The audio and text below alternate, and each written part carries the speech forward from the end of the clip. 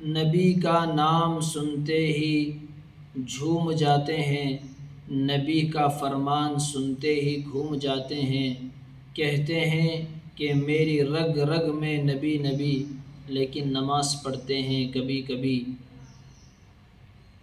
میلاد کا پیغام یہی ہے سب سے اہم، کہ جو چیز رسول اللہ صلی اللہ علیہ وسلم کی آنکھوں کی ٹھنڈک تھی، آپ نے فرمایا جعلت قرۃ عینی فی الصلاۃ، میرے آنکھوں کی ٹھنڈک نماز ہے، اسی کو ہم نے ضائع کر دیا۔ اللہ کے نبی اصل مقصد اسی چیز کو بتانے کے لیے آئے تھے۔ اذا حضبہ امر فصلی، جب کوئی معاملہ درپیش ہوتا اللہ کے نبی فوراً نماز کی طرف متوجہ ہوتے، تھوڑی ہوا تیز ہو گئی نماز کی طرف متوجہ ہو گئے۔ نماز کی بڑی اہمیت ہے۔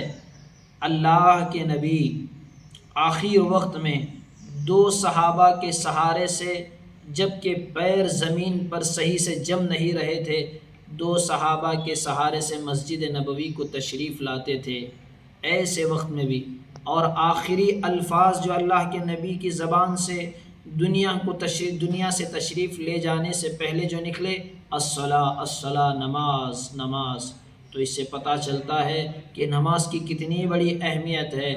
ہر حکم زمین پر اترا، آسمان پر بلا کر اللہ تعالیٰ نے اپنے نبی کو جو تحفہ دیا وہ نماز ہے۔ نماز کی بڑی اہمیت ہے، نماز کی بڑی اہمیت ہے۔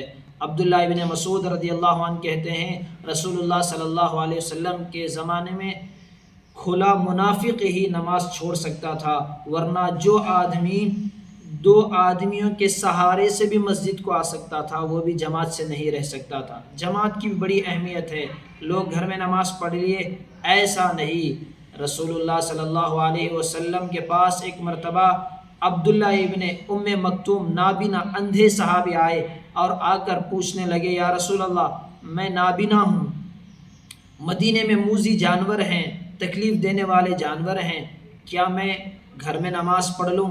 رسول اللہ صلی اللہ علیہ وسلم نے ارشاد فرمایا کیا تم حی علی الصلاۃ سنتے ہو؟ کہا کہ ہاں، تو تمہارے لیے نماز میں آنا ضروری ہے، جماعت میں شریک ہونا ضروری ہے۔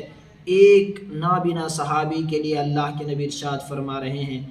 اور بخاری شریف کی حدیث ہے اللہ کے نبی نے کہا کہ میں مجمع جب اقامت ہو جائے تو میں ایک نوجوانوں کو کہوں کہ جائیں اور لکڑیاں جمائیں اور ان لوگوں کے گھروں کو آگ لگا دوں، لَأَحْرَقَنَّ بُيُوتَهُمْ، ان لوگوں کے گھروں کو آگ لگا دوں جو بغیر کسی عذر کے گھروں میں نماز پڑھ لیتے ہیں۔ اس سے نماز کی اہمیت معلوم ہوتی ہے کہ ہر عبادت کسی نہ کسی وجہ سے معاف ہو سکتی ہے، لیکن نماز ایک ایسی چیز ہے کہ کھڑے ہو کر نہیں پڑھ سکتا بیٹھ کر پڑھے، بیٹھ کر نہیں پڑھ سکتا لیٹ کر پڑھے، لیٹ کر نہیں پڑھ سکتا اشاروں سے پڑھے، گویا کہ ICU کے اندر کوئی انسان چلا گیا ہے، تیمم کرے اور اشاروں سے نماز پڑھے۔ اس سے نماز کی اہمیت معلوم ہوتی ہے۔ آج کہتے ہیں کہ دکان کیسے بند کرے؟ بھائی بیت اللہ کا طواف نماز کے لیے رک سکتا ہے تو تمہارا دکان، تمہارا کاروبار کیوں نہیں بند ہو سکتا؟ کرونا کے موقع پر 2 سال تک دکان بند رہے، کیا اللہ نے نہیں کھلایا؟ اللہ نے کہا وَأْمُرْ أَهْلَكَ بِالصَّلَاةِ وَاسْتَبِرْ عَلَيْهَا لَا نَسْأَلُكَ رِزْقًا نَحْنُ نَرْزُقُكَ وَالْعَاقِبَةُ لِلتَّقْوَىٰ، تم نماز پڑھو ہم تمہاری روزی میں برکت دیں گے۔ ہم نے تمہیں اس لیے پیدا نہیں کیا کہ روزی کمائیں، بلکہ اللہ نے اپنی عبادت کے لیے تمہیں پیدا کیا ہے۔ حضرت علی رضی اللہ عنہ کا قول غالباً حضرت علی رضی اللہ عنہ فرماتے ہیں کہ مجھے جنت کو جانے سے زیادہ مسجد کو جانا پسند ہے۔ کیوں؟ اس لیے کہ مسجد کو، جنت کو جاؤں گا تو میں خوش ہوں گا اور مسجد کو جاؤں گا تو میرا رب خوش ہوگا۔ ایک وہ سجدہ جسے تو گراں سمجھتا ہے 1000 سجدوں سے دیتا ہے آدمی کو نجات۔ صرف ایک اللہ کے پاس جھک جاؤ، اللہ سب کے سامنے جھکنے سے بچا لے گا۔ ایک پیشانی اللہ تعالیٰ کے سامنے زمین پر رکھ دو، اللہ کسی کے سامنے پیشانی ٹیکنے سے اللہ تمہیں روک لے گا۔ ان ہاتھوں کو اللہ کے سامنے پھیلا لو، اللہ کسی کے سامنے ہاتھ پھیلانے سے بچا لے گا۔ اس جھولی کو، اس دامن کو اللہ تعالیٰ کے سامنے پھیلاؤ، اللہ کسی کے سامنے پھیلانے سے اللہ تعالیٰ روک لے گا۔ یہ نماز کی اہمیت ہے۔